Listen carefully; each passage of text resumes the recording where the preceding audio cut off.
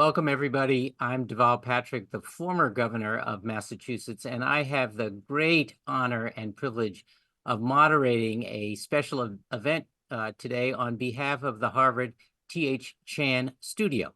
And I'm delighted to be joined by two great leaders and friends, the governor's Beshear. Governor Steve Beshear is served as governor of the Commonwealth of Kentucky from 2007 to 2015. And the current governor, Governor Andy Beshear, has just won his second term in office. And it's really great to see you both again and to welcome you to this really lovely conversation. Thanks for joining. So let me begin by asking you, Steve, if I may, and please, I hope, friends, you will understand if I address you as Steve and Andy instead of Governor Beshear and Governor Those Beshear. are our names. Okay. That's right. I want to start with you, Steve. Now that your son is governor and not you, does it take the sting out of moving from being a VIP to a PIP, a previously important person? Well, the way I introduce myself these days is, hi, I'm Steve Beshear, and I used to be somebody. And now I'm just the father of somebody. Oh. But, I tell Andy all the time that I think he's probably the second best governor Kentucky's ever had. And of course, he takes every opportunity to say the same thing about me. Well, then, so Andy, is your dad a helicopter dad in the sense that he's constantly checking in to tell you how he would do it if he were still in charge? Well, I first want to thank you, Deval, as well as Harvard, the Vanderbilt of the North, for having us today. Listen, Dad and I are really close, as you can tell. And I always say I've got two jobs: to be the best governor I can be and to be the best Governor Beshear.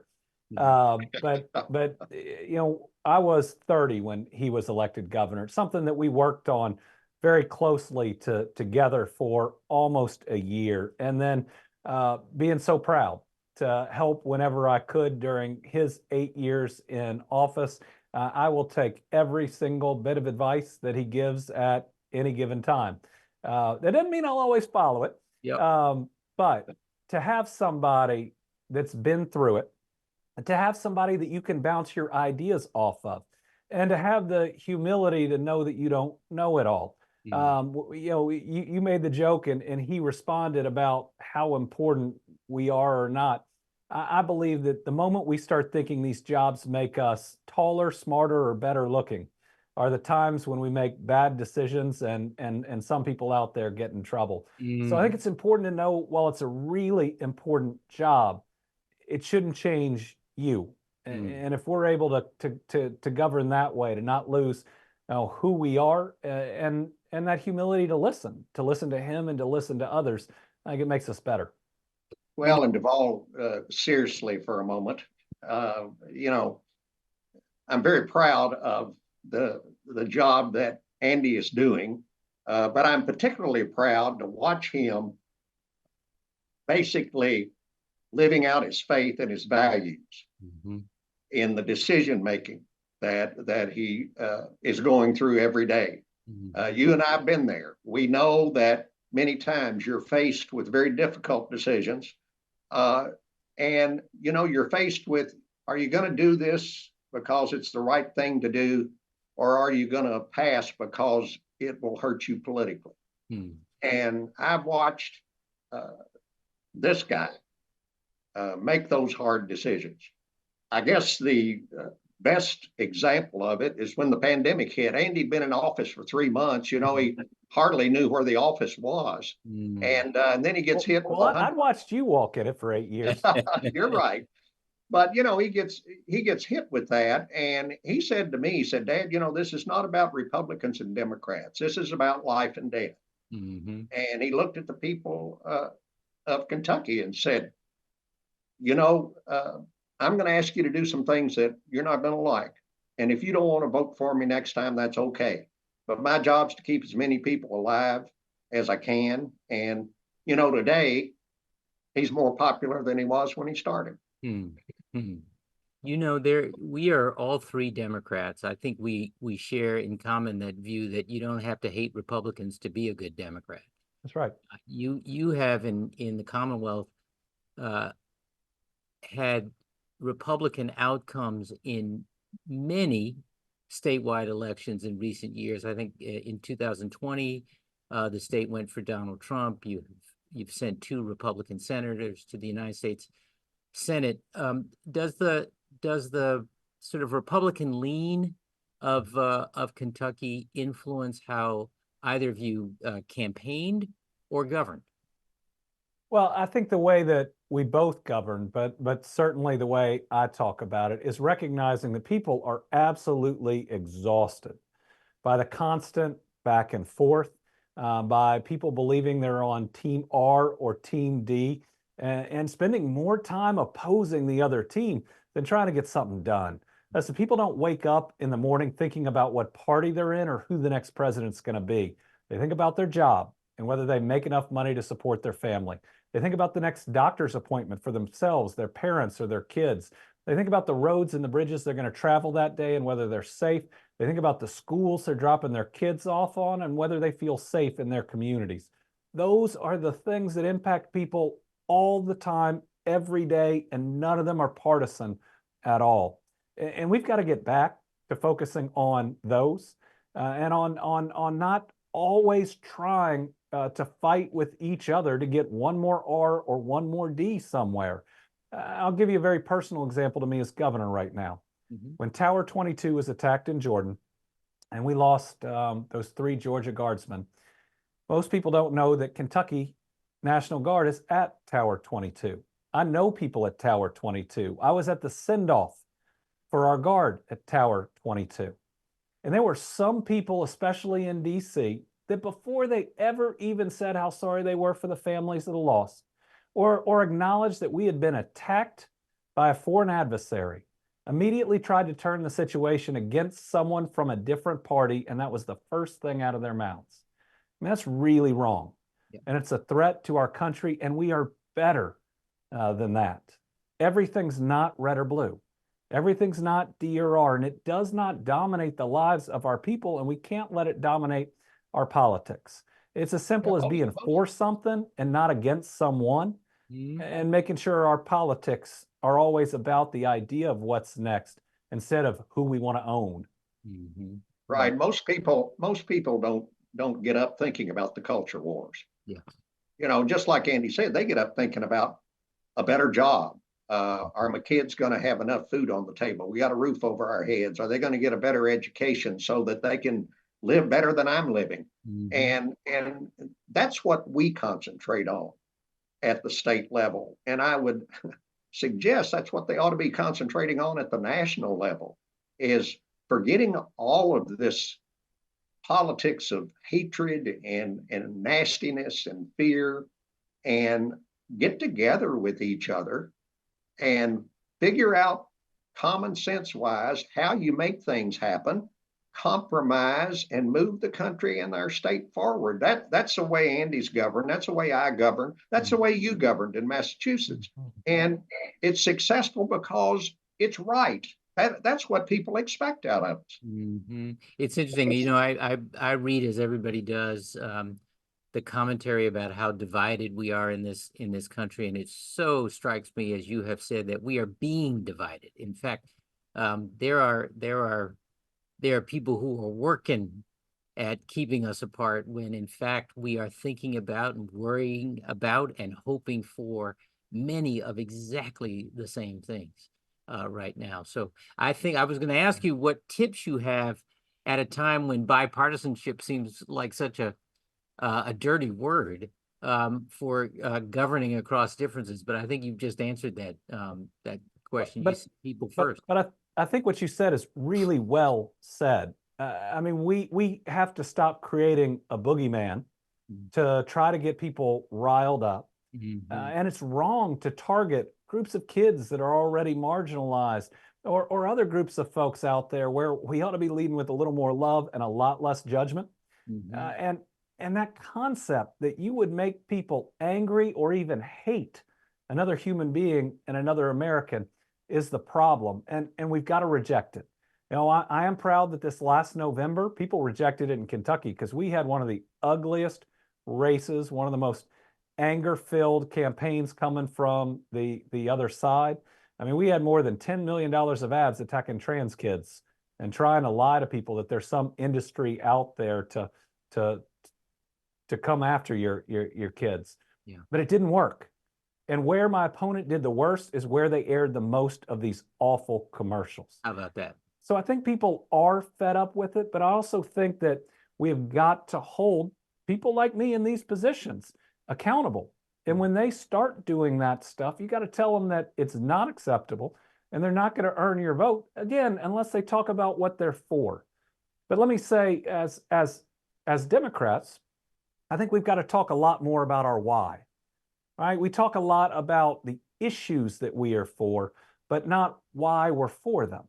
Now, for me, that's my values and my faith. The Golden Rule teaches you that we're supposed to love, not like, love our neighbor as ourselves. Mm-hmm. And the parable of the Good Samaritan says everyone's your neighbor, no exceptions, not by their party or if they're different, or even if you can't fully understand them. Empathy is about caring about people, right? Even if you can't understand them. And I will tell you, I communicate because it's part of who I am, about why I believe certain things. And the best thing that I ever hear people say to me isn't, I think you're great, though that's not bad. It's that I might not agree with you, but I know you're doing what you think is right.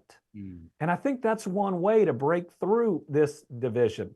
If we're willing to talk about our why, and we're willing to talk about, again, where we're coming from, people may be able to relate to that, even if they don't necessarily agree on what that issue is. On what the particular issue is. I'm so glad that you mentioned the Golden Rule. You know, there is an analog, a version of the Golden Rule in every major faith tradition on the planet.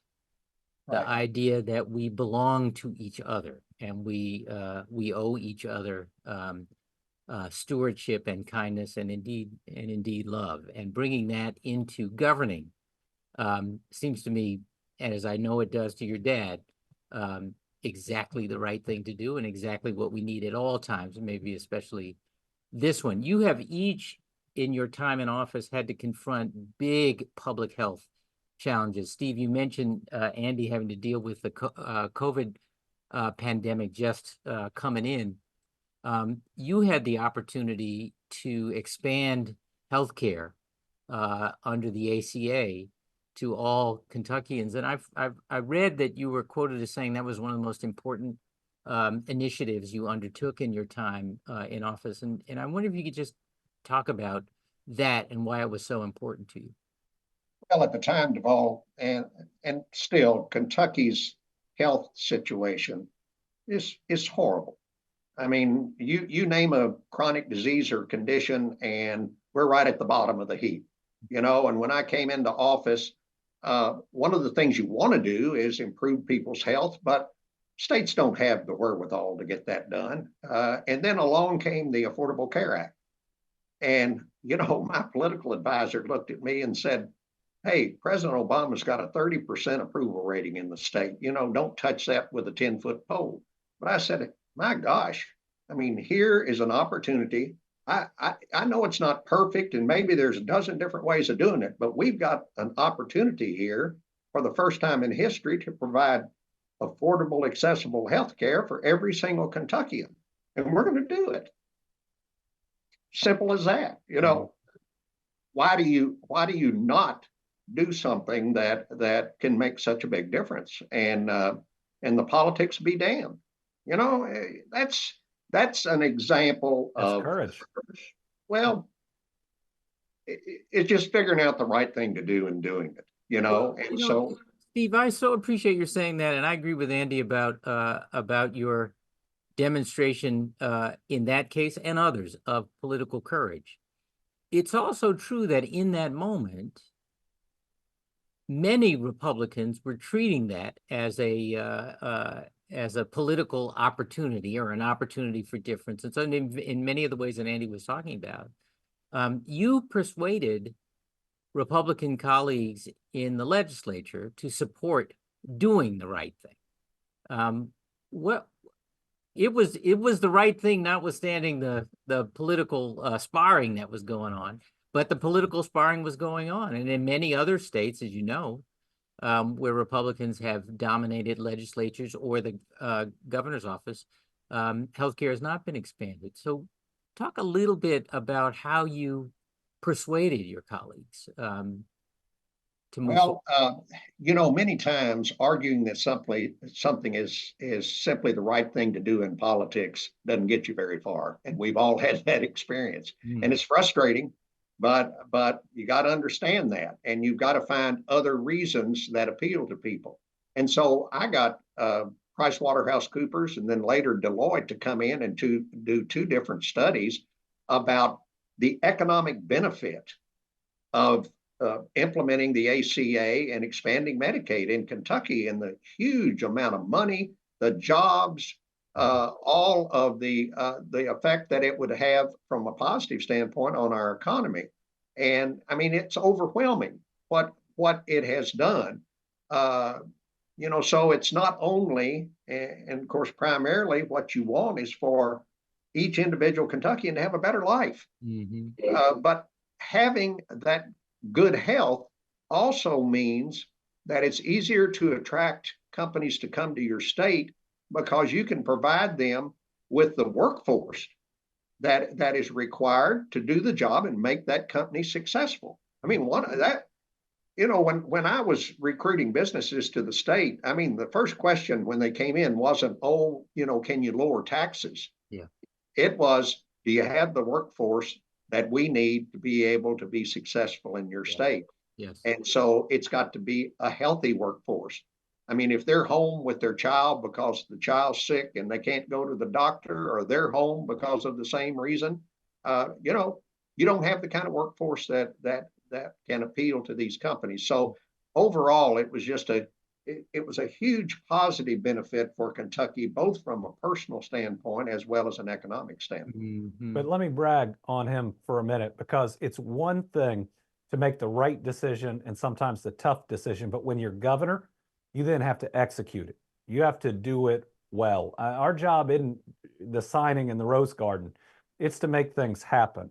And Steve Beshear led the most successful implementation of a state marketplace we have seen, along with what I think was the best expansion of Medicaid that a state had seen. President Obama brought him to the State of the Union. He did not bring me along, and praised him because of the great job that he did. We had the gold standard.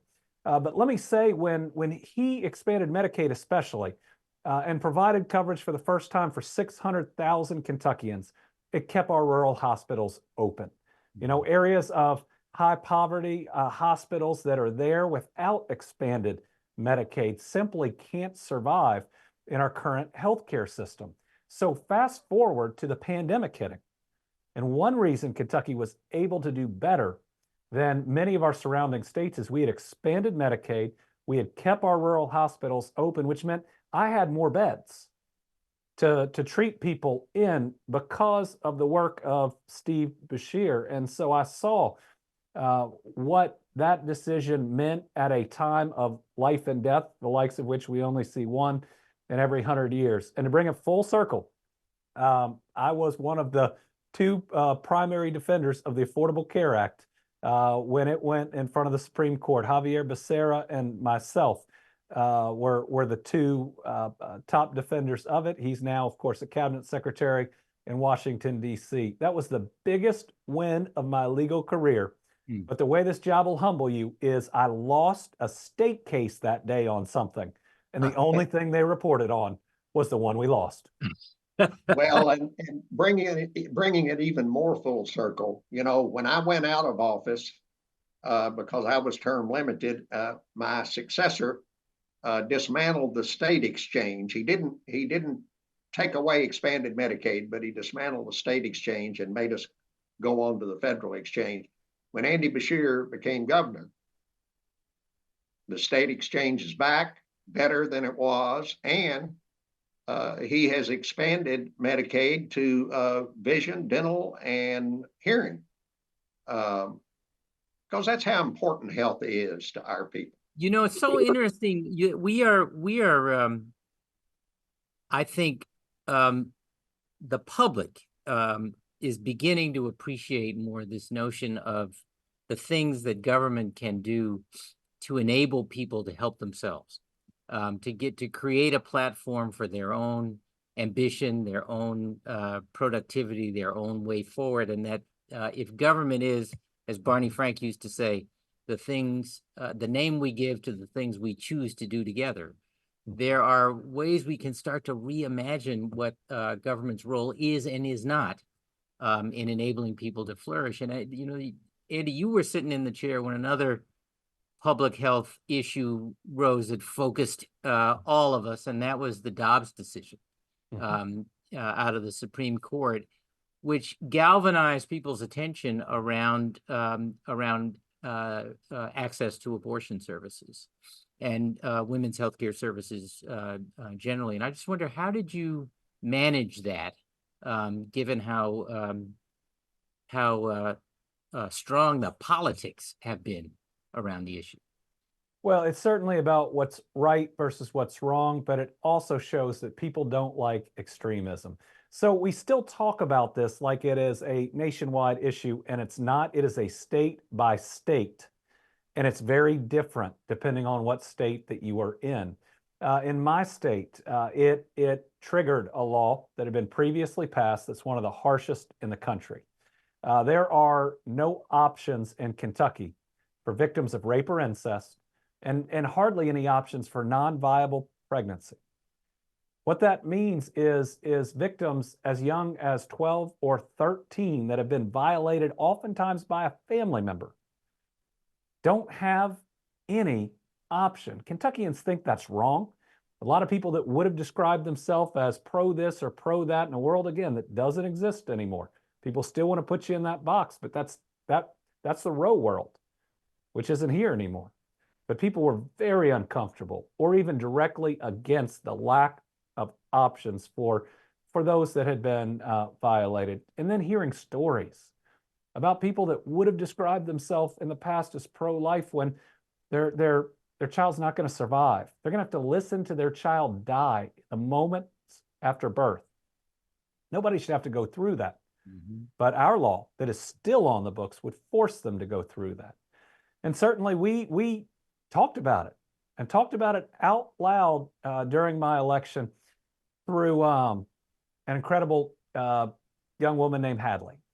Hadley is 21 and had just shared for the first time right before we really went into the election season how her stepfather had abused her, raped her since she was very young.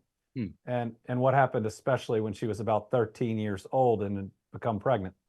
And Hadley had been so vulnerable in wanting to tell people that there is more gray in this. Mm-hmm. And please look at my circumstance. And people were able to see the world through Hadley's eyes, maybe adding a little bit of empathy. But I still remember the conversation that we had before we were going to air anything. And I haven't been a former attorney general fighting for victims of violent crimes, said Hadley, if you're doing this for me, we're not going to do it. If you're doing this for you, if this is part of your journey, if this is a space you want to be in to stand up for other people, then we'll absolutely do it going forward. And that's exactly what she said. So it's a little different in how we talk about it in each state, but even remember from the most basic of healthcare, we have people whose lives are at risk. Mm. Take it through a non-viable pregnancy or other ways. Mm-hmm. We have young people impregnated by rape or incest that are considering taking their own lives because we don't have the most basic option. And I'm convinced that brings it to an issue of empathy, right? Do you have enough empathy, regardless of what you called yourself before, to care about those people? You know, Kentucky sadly has not been immune from the epidemic of gun violence. And I think, Andy, you yourself have had personal loss How do you I mean, you know, you touched on this a minute ago, that the policy is abstract to a lot of people. But what matters is where it touches people. And when it gets, and I think the best policymakers like you two see the people behind the abstract policy. I wonder, how do you think about and talk about gun violence in a place where you know, there are lots of folks in rural communities who like to hunt. Maybe you do, and others who carry for, you know, self-protection or what have you, who are other sports people, for example. How do you lead? So I lost one of my closest friends about a year ago exactly in a mass shooting at Old National Bank in Louisville. That was my bank. It's a building where I'd had my AG campaign. He's a great friend, and just an awful situation. You can be for the Second Amendment. You can believe in a person's right under the Second Amendment. You can be for hunting, which we are, and for self-protection, which I think we all are, but still believe in a couple of basic measures at least that could protect people. So the first is a red flag law, which they have in states like Florida, which I don't think is a bright blue bastion of liberalism. And all that does is say that the police, when they know a murder is about to happen, can go to the courts to try to get the courts to look at all the evidence and make a decision. We trust our courts with the custody of our children. Surely we can trust them with the temporary ability to carry a firearm after all of that evidence has been presented and you have that due process. But here's the one that I think we ought to start with in Kentucky, and it's more than a little personal to me. So in Kentucky, we have a law that requires us to resell firearms that are used in crimes. And it goes to a good cause. It helps buy body armor and other things that law enforcement need. But I now know what it feels like to wonder if the gun used to murder your friend is going to be sold to the highest bidder, which is a pawn shop. I figured out exactly where it goes. Now, in this situation, the ATF has seized the gun and is going to destroy it. But I think about everybody else out there, right, that has to think in their mind that that weapon used to take the life of someone that they care about, they love, they still miss, a trauma that is still with them today.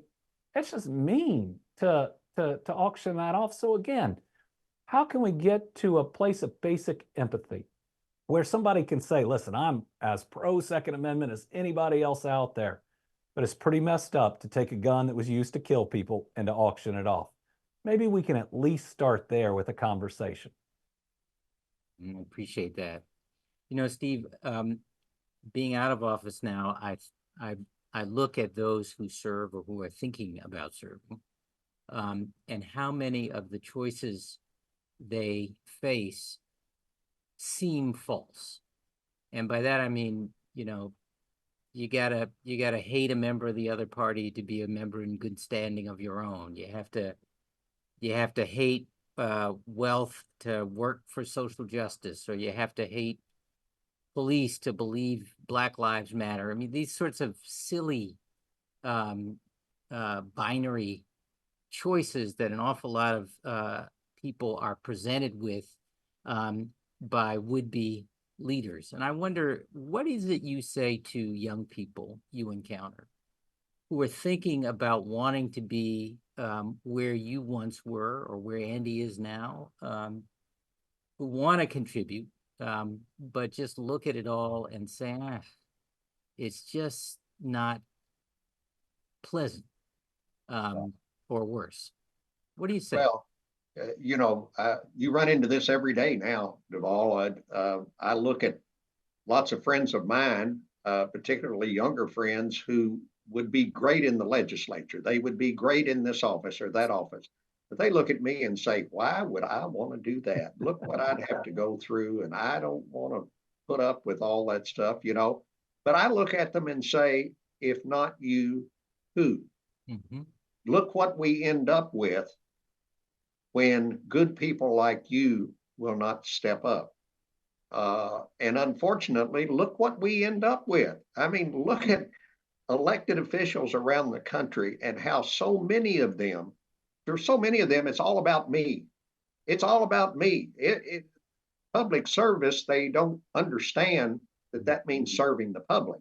They think these jobs are to serve themselves and to better themselves. And, oh, what can I do to move up the ladder? What can I do to be better off financially? You know, me, me, me, me. And, you know, this job is just the opposite. All of these jobs are just the opposite. You're supposed to be there to put people over your own personal selfish interest. And there's lots of young people, though, thank goodness, coming along that you know, they really want to make a difference. And one of the things I try to explain to them is there are many things you can do to make a difference, but boy, this is one area where you can really make a difference. And it doesn't have to be elective, it can be appointive, it can be a lot of different things in government service, but you can really make life better for people. But go into it for the right reason. Mm-hmm. Go into it because you want to make life better for other people, not because you want to better yourself and at the expense of what the job is supposed to be. And Andy, how about you? What do you say to young people who say, I want to tell me how to think about being you one day? No, I say I need your help. You know, it's tough because I know what people have to go through to do it. I know what people will say about them and their family, regardless of how amazing and perfect that they are. And at the end of the day, I want to provide some guidance and some encouragement, but I want them to make the best decision for them as well. So when I talk to people, it's about the why. Find your why. What makes you willing to jump out of bed every morning and run into that same wall for a couple years until you get something done? My mom, the former First Lady, worked about 6 years to get a dropout bill passed that has now done wonders for our graduation rates in Kentucky. But that's a long time to fight for something. And when people ask me why I keep going, I say my mom raised me stubborn. But you have to have that internal belief that you're doing something really important and it's worth it regardless of what you have to go through. The other thing I say is get involved and just start. It can be a little bit in government here, it can be in politics, but do something. And I will say one positive thing I'm seeing right now is more people getting involved that had never been. I mean, I met an 80-year-old in Eastern Kentucky that says, I've never volunteered for a campaign, but I'm here because I believe this one is so important. For the first time, I saw people who had just moved to Kentucky immediately getting involved in a campaign. And so I think, again, we've hit this inflection point, this critical point in our country where other countries are trying to encourage us to tear ourselves apart because they know we're too strong for them to tear us apart. And people are reacting to it. But I think the three of us as governors also get that we've got to get back to serving our state, our district, in believing that our first job is to serve our constituents before our political party. You know, we have a senior senator that just announced he's not going to continue in leadership. And I hear all these stories about his legacy as what he did for a certain political party. I mean, my goodness, could you imagine looking back on your time in Massachusetts and somebody said it's about what you did for a political party instead of the people of your Commonwealth? We're both Commonwealths.